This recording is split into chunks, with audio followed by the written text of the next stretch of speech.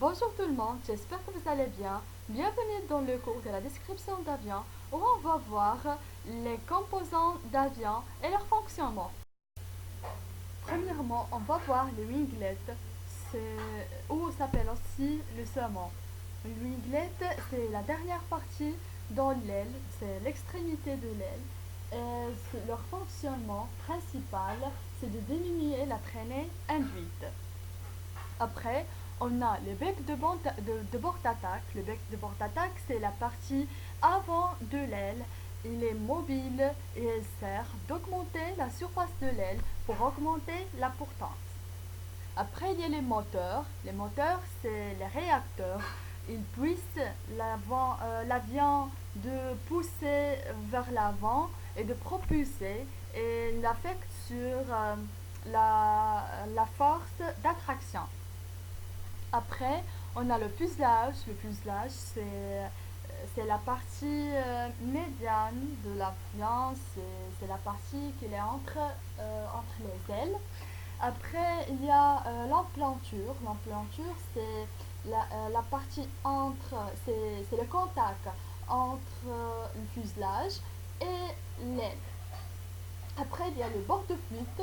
Le bord de fuite, c'est la partie arrière de l'aile. C'est la partie derrière de l'aile. Et le poste pilotage s'appelle aussi le cockpit où il se trouve le pilote, où il y a aussi le tableau de bord.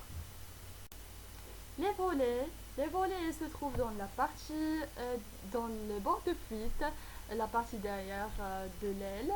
Elle sert à augmenter la surface de l'aile pour augmenter la portance, sont utilisés pour le décollage ou pour l'atterrissage. Il se trouve aussi dans cette partie les aérofreins. On les utilise lors de l'atterrissage. Et il y a aussi les ailerons, on peut les utiliser lors de la rotation d'avion. Si on veut tourner l'avion vers quelle rotation? La rotation vers la droite ou la gauche, on les utilisait les ailerons. Et tout ça sont des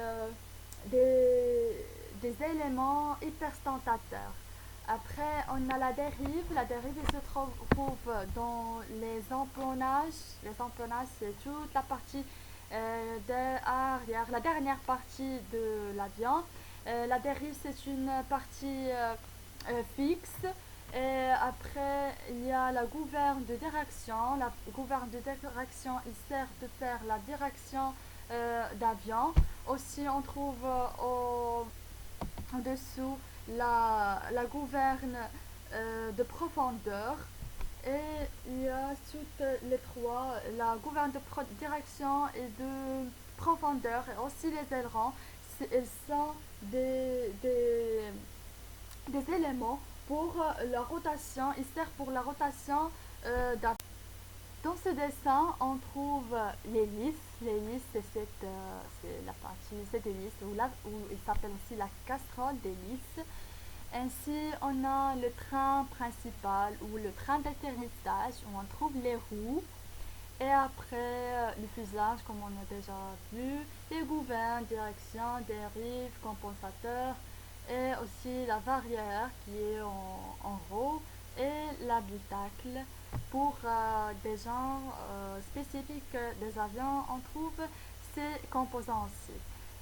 Merci pour watching this video. Je vous remercie et j'espère que vous avez comprendre le maximum possible. Merci.